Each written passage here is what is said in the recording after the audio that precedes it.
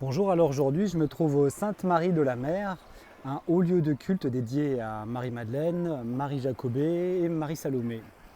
L'endroit ici ne retiendra que Marie-Jacobée, Marie-Salomé, ainsi qu'une autre sainte, Sainte Sarah, qui est la patronne apparemment des Gitans, qui aurait accompagné ces trois Maries également dans ce lieu. Je vais vous faire visiter.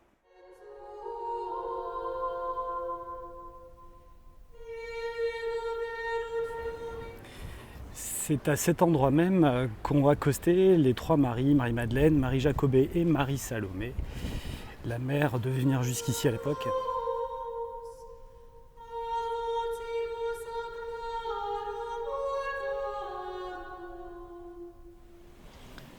C'est en hauteur que se trouvent les reliques de Marie-Salomé et Marie-Jacobée. Elles sont descendues quelques fois par an à l'occasion de certaines fêtes religieuses.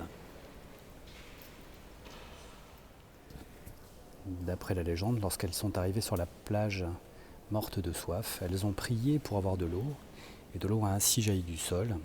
Ce puits aujourd'hui matérialise l'endroit où l'eau est apparue pour abreuver les trois Maries.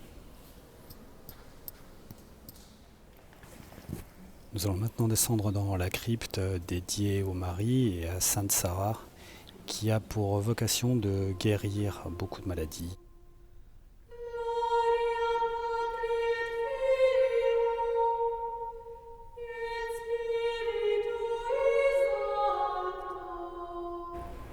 Sainte Sarah est en effet une vierge noire.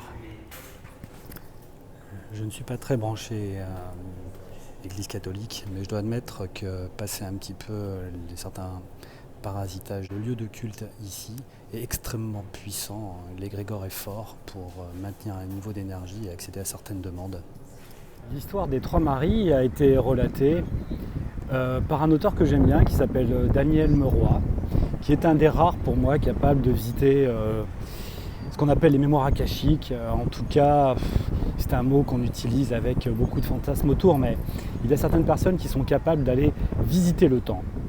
Je vous invite à lire son livre qui doit s'appeler De mémoire les trois Maries, je pense, et qui est un ouvrage assez intéressant concernant la migration de ces trois femmes jusqu'en France en fin de compte. Pour moi, les mémoires du temps, je l'utilise d'une manière très très différente. Lorsque je visite ces mémoires pour quelqu'un, ce n'est pas pour aller chercher une histoire, parce que je pense que les histoires sont toujours en rapport avec ce qu'on a besoin de croire.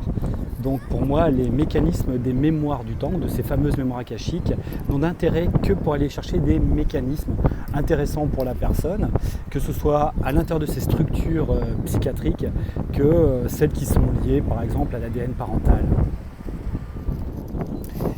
Ces fameuses structures, qu'elles se trouvent dans notre présent accessible ou dans les fameuses mémoires, quelle que soit leur temporalité, pour moi ne sont pas des erreurs, mais plutôt des logiques de fonctionnement qu'à un moment donné, nous avons besoin de quitter ou de transformer pour avancer dans nos vies.